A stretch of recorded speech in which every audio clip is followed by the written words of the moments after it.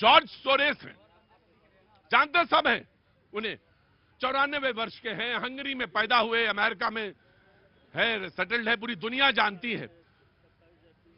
कांग्रेस से उनके संबंध और संबंधों को लेकर बीजेपी ने कहा कि इस पर बातचीत होने, वो देश विरोधी बात उनसे जुड़ी रहती है तमाम सारे। बीजेपी ने कहा कि जिस फोरम एडीएल एफडीएल एपी एक फोरम है, एफडीएल एपी एक फोरम है, और उस फोरम को स्पॉन्सर करते हैं या उनके पैसा जो देते हैं सोरेस की एक संगठन है या उनसे जुड़ा हुआ कोई संगठन है, वो एफडीएल एपी को फंडेड करता है या फंड करता है या आर्थिक सहायता से जुड़ा हुआ है।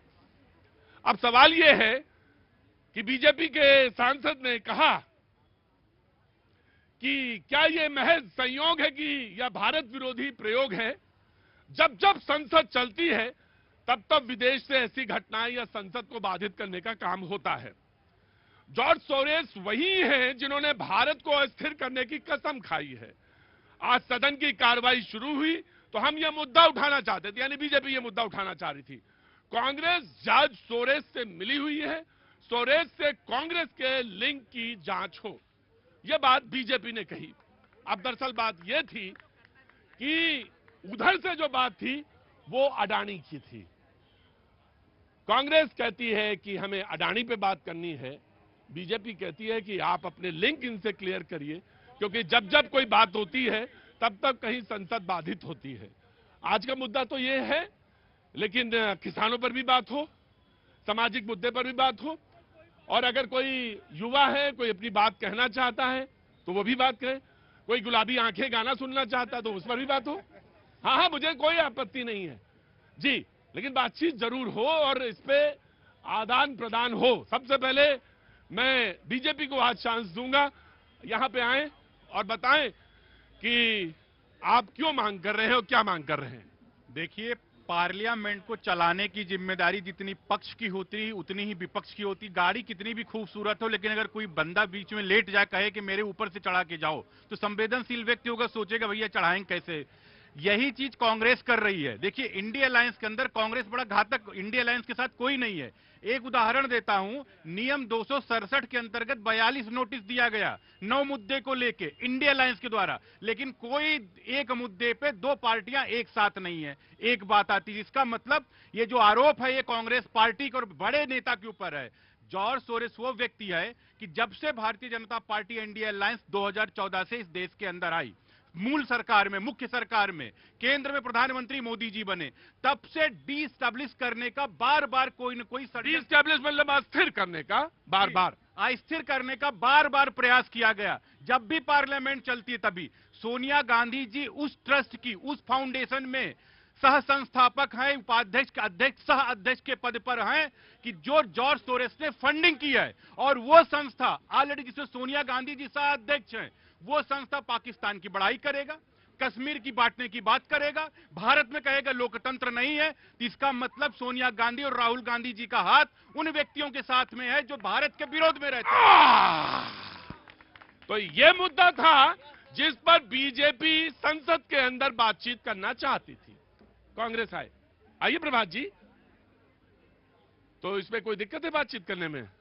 बिल्कुल, आप तो हर मुद्दे पे बातचीत के लिए तैयार हैं, तो इस मुद्दे पे क्यों बातचीत नहीं करना चाहते? सर्वप्रथम मैं आशा करूंगा कि जितनी शांति और तन्मयता के साथ मैंने इनको सुना, इनके झूठ फरेब सारे बातों को सुना, तो ये भी उतनी ही तन्मयता के साथ मेरी बातों को सुनेंगे। हाँ, बस सिर्फ ये ध्यान रखेंगे कि जब आप बोलेंगे तो कोई ऐसा अनपार्लियामेंट्री वर्ड या किसी पे व्यक्तिगत आक्रमण नहीं करेंगे, तो सब लोग जैसे इन्होंने नहीं किया वैसे शायद आपने नहीं सुना, एक बार रिमाइंड करके सुन लीजिए। हमारी नेता आदरणीय सोनिया गांधी जी को इन्होंने डायरेक्ट कटघरे में खड़ा किया, तो मैं भी करूंगा और आपको ये सुनना पड़ेगा। अब आते हैं परिचर्चा पे। क्या इन्होंने क्या खड़ा कर दिया है? बिल्कुल आप सुनिएगा, रिमाइंड तो मैंने भी कह दिया। हाँ, मेरा तो जब आपने 2 दिन पहले ही कहा, एक जने को देशद्रोही आपने कहा और फिर उन्होंने कहा कि देशद्रोही है, तो सिद्ध करिए, इससे ज्यादा बड़ी बात क्या हो गई? ना, उस पर तो मैं बाद में आऊंगा। सबसे पहले आज जहां से आपने मुद्दे को उठाया, सदन में, सदन का जो जगह बनी है सदन, वो परिचर्चा के लिए बनी है। हाँ जी, ये पूरा देश, ये हर कोई जानता है आज कितनी हास्यास्पद स्थिति थी। मैं प्रोसीडिंग देख रहा था और मैं कंटिन्यू, जब चलता है सदन तो प्रोसीडिंग देखता हूं, वो अलग बात है कि चलता नहीं है। और हमारे भाई बड़े आराम से कह गए कि चलाने की जिम्मेवारी पक्ष और विपक्ष दोनों का है। भाई साहब नए नए राजनीति में आए हो लग रहा है, 14 से पहले शायद आप राजनीति में नहीं होंगे। आप ही की नेता माननीय सुषमा स्वराज जी और अरुण जेटली जी कहते थे कि सदन चलाना सिर्फ सत्ता पक्ष का काम है। आज उनकी ही बातों को आप काट करके यहाँ खड़े हो तो 14 के बाद वाले भाजपाई हो, इतना तो मुझे पता है। अब आते हैं सदन की बात। आज इतना हास्यास्पद दृश्य देखा सदन के अंदर, सत्ता पक्ष के लोग ही सदन को बाधित करने का काम कर रहे थे और ये हम पर आरोप लगा रहे हैं। किस बात को लेके? सोचने की बात है। मैं देश को आपके सम्मानित चैनल के माध्यम से कहना चाहता हूं, किस बात को लेकर के सत्ता पक्ष सदन को स्थगित करना चाहती थी। बात समझिएगा। फ्रेंच की एक फ्रेंच मीडिया है, मीडिया पार्ट, उसने अपने रिपोर्ट में कुछ ही लिखा। क्या भारतीय संसद फ्रांस की मीडिया डिसाइड करेगी कि चले ना चले, और फ्रांस की मीडिया को कोड करके भारतीय संसद के अंदर शांत रहो भारतीय संसद को विदेशी मीडिया, जब हम विदेशी मीडिया का हवाला देते थे तो यही भारतीय जनता पार्टी के लोग स्वदेशी और क्या क्या बातें फैलाते थे। आज आप विदेशी मीडिया के चंगुल में कैसे फंस गए प्रभु? और अगर हमारी बातें गलत थी तो आपकी भी बातें आपको माननी पड़ेगी कि गलत है। और आज सिर्फ विदेशी मीडिया को कोड करके संसद में अडानी जी की बात अभी हुई, अडानी जी पर हमने क्या पूछा? आज बांग्लादेश के बाद बात मैं बड़े स्पष्ट तौर पर आपके सम्मानित चैनल के माध्यम से देश को बताना चाहता हूं, एक शब्द देश के प्रधानमंत्री बोलने को राजी नहीं। क्यों? इसके पीछे का कारण समझने की आवश्यकता है। कारण यह है कि इनके जो मित्र हैं, जिसको माननीय मोदी जी ने बांग्लादेश जाकर के एनर्जी प्लांट के रूप में जो सौदा करवाया, आज बांग्लादेश की स्थिति बदल चुकी है, सरकार बदल चुकी है। इनके मित्र को परेशानी ना आ जाए, उनकी स्थिति खराब ना हो जाए, इसलिए बांग्लादेश पर बोलने को राजी नहीं है। नहीं तो मैं दावे के साथ कहता हूं, संसद में भारत की सरकार एक निंदा प्रस्ताव लेकर के आवे बांग्लादेश के खिलाफ।